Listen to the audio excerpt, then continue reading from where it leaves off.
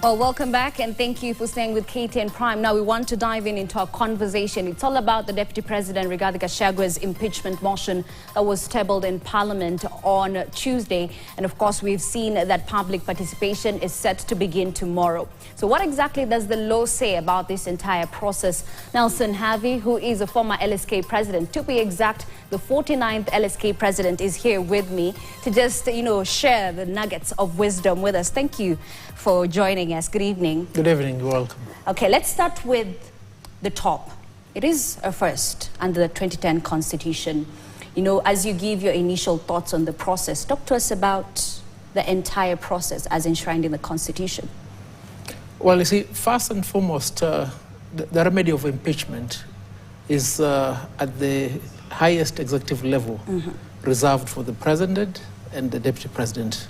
And the purpose of this remedy is to ensure accountability and responsibility of the holders of that office. There are three grounds upon which the removal of the president or the deputy president may be undertaken. One, if the holder of either of those offices has committed a gross violation of the Constitution. Two, if the holder of that office is suspected to have committed a crime under international law or local law. And three, for gross misconduct. The process is quite straightforward as set out in the Constitution. It is initiated in the National Assembly by a vote of not less than 2/3 of the members of the National Assembly. When that resolution is made by the National Assembly, then it is forwarded to the Speaker of the Senate. Now, the trial court for the removal of the president or the deputy president is not the National Assembly. It is the Senate. It is at the Senate that the charges that have been forwarded from the National Assembly will be investigated. And then the Senate will need to certify itself that those charges have been substantiated, they have been proved, they have been established. And then upon the charges being established, a vote will be taken, again, by not less than 2/3 of the members of the Senate. So if upon establishing the charges and upon taking a vote to a limit of 2/3 of the members of the Senate, then the holder of that office will stand impeached. Okay, let's talk about public participation, which begins tomorrow. I mean, we have seen instances where government policies have been put on ice because of public participation. How important is this step? Well, it is important because this is a fundamental constitutional process where the people of Kenya ought to be involved. And that requirement is imposed upon any state office, any agency or any arm of government by virtue of Article 10 of the Constitution. So it is an important process. But what must be understood, the trial of the deputy president will not be conducted by the National Assembly. So these processes are being taken as an extra measure, an extra caution. Okay. The real trial will be before the Senate. Because, majority of Kenyans are asking, can it make a difference? Going with what we've seen in the past when it comes to public participation, will it make a difference? Of course, it will make a difference. It will give validity to the process. The gravity of the charges that the deputy president is facing cannot be overemphasized. They are serious allegations. And from the face of it, they appear to be meritorious. But the views of the people ought to be taken. And it's for that reason that the National Assembly has taken the appropriate step of availing the most available, the widest circulation of public participation so that everybody presents his or her views as far as this matter is concerned. Okay, let's take a look at the 11 grounds that the move of the motion laid out. What are the constitutional grounds of removing? Of course, you've talked to us about that, but is there a threshold out of the 11? If the 3 are, he's found guilty of 3 or 2 or even 1, then he's out. The threshold here is much lower. Okay. And even before we interrogate the quotient of the threshold, remember the removal of the president or the deputy president is both a qualitative and quantitative exercise. Qualitative to the extent that the charges must be investigated and substantiated. And quantitative to the extent that upon substantiation of those charges, they must be voted upon with an overwhelming majority. But back to your question. Yeah. Remember, what informs the presentation of these grounds and the consideration of the same is not a conviction. For instance, when we're talking about the commission of a crime under municipal law, under the laws of Kenya, there just has to be reasonable belief. There ought not to be a charge before a criminal court which the deputy president has been presented and been convicted. You understand? Same for violation of the constitution. There ought not to be a finding by a court of law that the deputy president has violated the constitution or has contravened a particular section of laws beneath the constitution.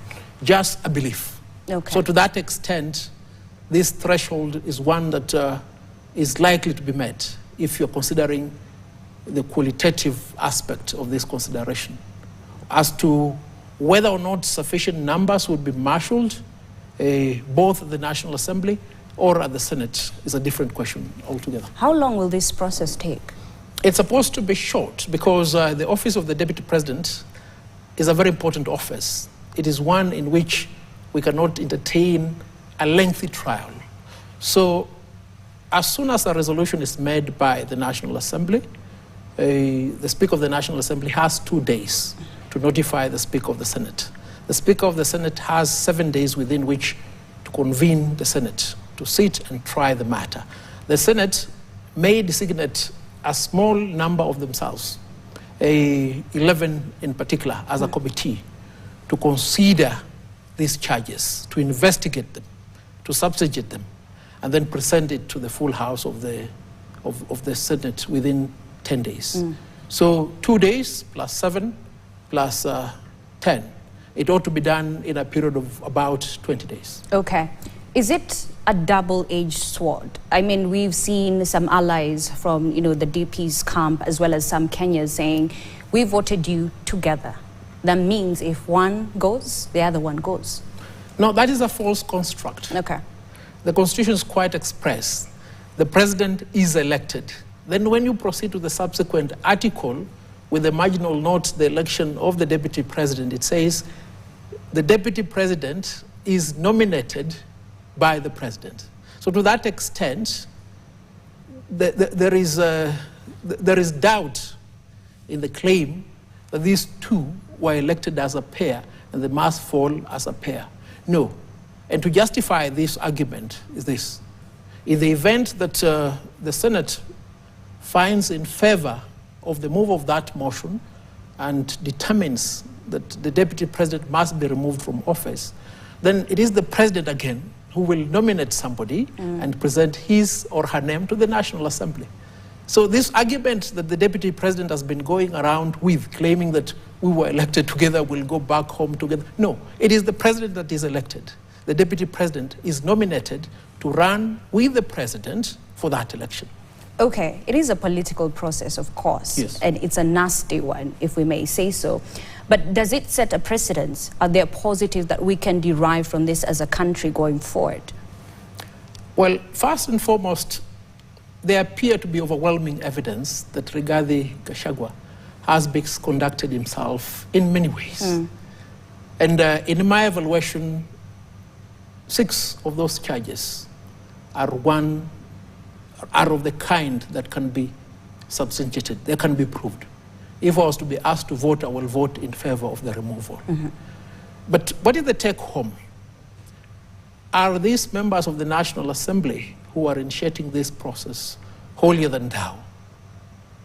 Is there any of them that has not taken a microphone and incited people on account of the ethnicity? Is there any of them that has not amassed wealth using his or her office? But that is a good thing. The hyenas must do their work in the ecosystem. They must help us in cleaning this administration of Rigathi Gachagua. But the take home is this. The decision that will arise out of this impeachment will be a lasting decision. It will be one that will enable the people of Kenya remove the governor of Nairobi, for instance, because the governor cannot explain how he amassed his wealth. Remove the CS for transport or energy or sports because he or she cannot explain. Remove the senator, remove the women rep, remove the member of National Assembly, remove the MCA. And this is what we need because it has been the president's clarion call that we're going to eliminate corruption. And what better way to eliminate corruption than to start from the neck? Okay. Can the court give recourse? I mean, we saw in instance of the Meru governor, Kawira Mwangaza. Can this happen to the deputy president if he is impeached? You know, the office of deputy president is very peculiar, as peculiar as that of the president himself. It was not the intention of the framers of the Constitution that this important constitutional process will be subjected to litigation. It wasn't. But that notwithstanding, you can't stop anybody from going to court.